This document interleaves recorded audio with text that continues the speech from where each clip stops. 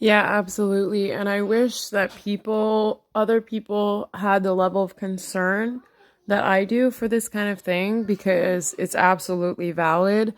I was just a few months older than her, my first full on suicide attempt, and I was almost successful. I swallowed a bottle of blood pressure pills, clonidine, and I flatlined in the helicopter. Uh, I almost didn't make it to the hospital. I had to call a cousin to take me to the hospital because when I went downstairs to my mother in the living room to tell her that I swallowed 30 blood pressure pills, she just sat on the couch and continued watching TV. So my cousin took me to the hospital.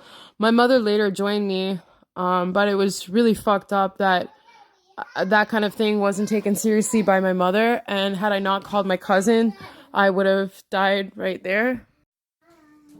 So I understand the issues around suicidal ideations and how deep and dark it can get. And this kind of thing is hereditary. I truly believe that. My daughter's experiencing it. I've experienced it my entire life. I've had several suicide attempts throughout my life. My father was also suicidal. So I really feel like it's a generational curse on us. I can't get close to my daughter right now to be there for her. She lives an hour and a half away and I don't have a vehicle.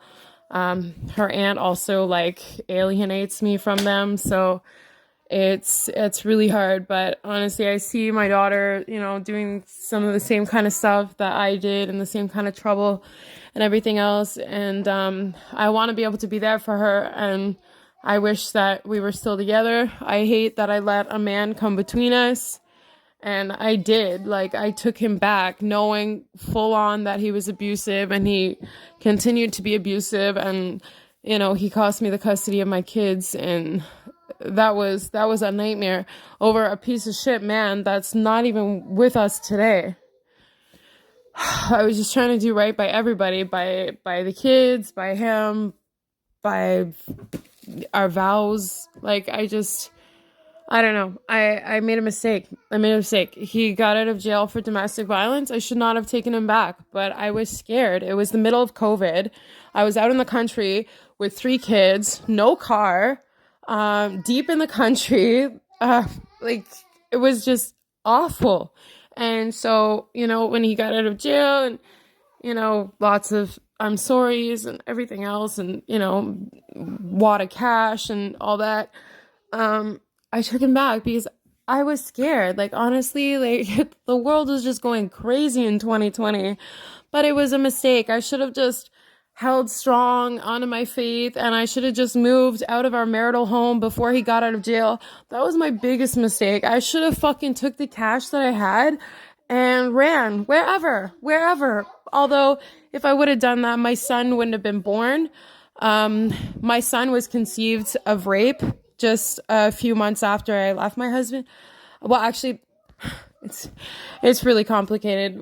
We were on and off again for a couple years, but we were in separation when I conceived for him, and he held me hostage in our house out in the country for 3 hours, wouldn't let me leave, kept beating on me, forcing me into the bathtub.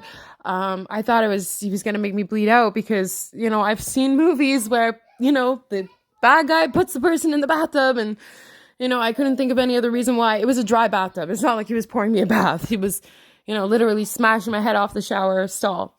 So anyways, I have really mixed feelings because if I would have done things differently, and I know, like, it's the past, we can't go back and fix it, but if I would have done things differently, my son wouldn't have been alive. And I know, like, you know, beauty from ashes, right? There's so much death, destruction, devastation, hardship, and my son was birthed out of that, and so I love him, and I obviously like I'm closer to him than I am any of my children, but I think that that's because I'm trauma bonded because of how he was conceived, and then I was homeless his entire pregnancy. Well, his entire life I've been homeless except for the last 2 months, and he's gonna be 3 in May.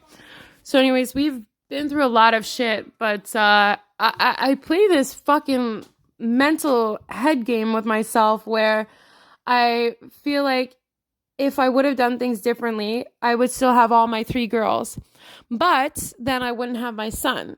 So, it's almost how I felt. And I knew at the time, like I had major life decisions to make, but how I felt was like I was literally choosing my son over my three daughters. And I didn't want to have to be put in that situation. I left Ontario when I was 38 weeks pregnant. For those of you that don't know, that's full term, because my abusive husband was still, stalking me and being a crazy. He was on crystal meth and crack cocaine and all that horrible stuff. And so I fled. I left behind my 2-bedroom apartment, all my belongings. I had painted the whole place, renovated, all new furniture, everything, getting ready for the baby. And I was just too scared because like he was acting really, really, really fucked up. And so I was scared. So I knew that if I had the C-section in that town, then my husband would be able to get to me when I was most vulnerable. And he's broken into apartments before, of mine. So, what's to stop him again? I reported him to the probation officer. They didn't breach him. They didn't do anything. They just let him continue to violate his probation order. I don't understand it. I'm like, holy fuck, are you sleeping with her or what? Because I've reported your ass and it's gotten me nowhere. So, yeah. And then, our homelessness dragged out for a while and I was pressured by the courts and everybody to just sign the custody papers to my sister because I was homeless still and it was the best thing I could do for my older children. Everybody felt it was in their best interest. But a year and a half later, my daughter is drinking alcohol with adults, doing drugs, committing suicide like 3 times in 1 year.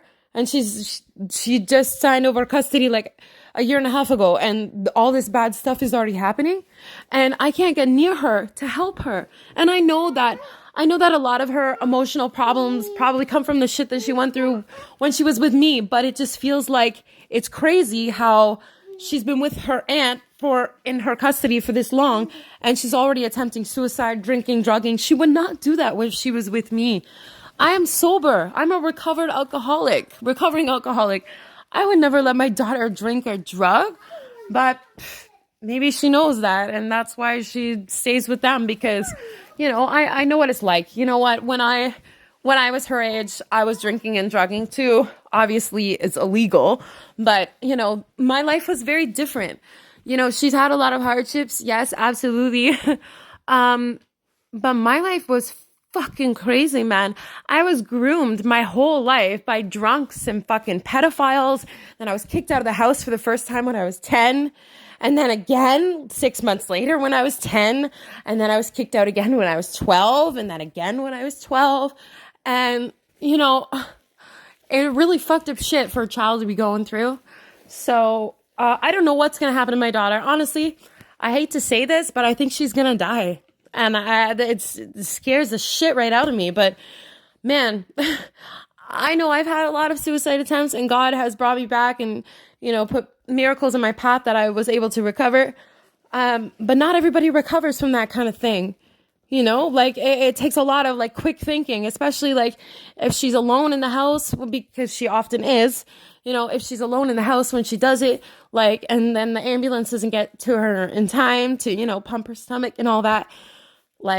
Then what? I'm afraid I'm going to lose her. Absolutely. But I'm powerless. There's nothing that I can do about it. There's not a single thing that I can do about it. I can't fix her pain. I can't take it away. I can't erase history.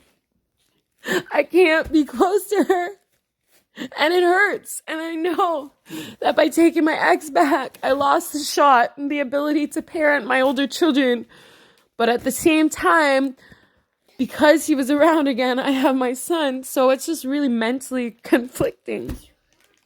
And I know, we can't change the past, but I keep ruminating in my head if I made different decisions,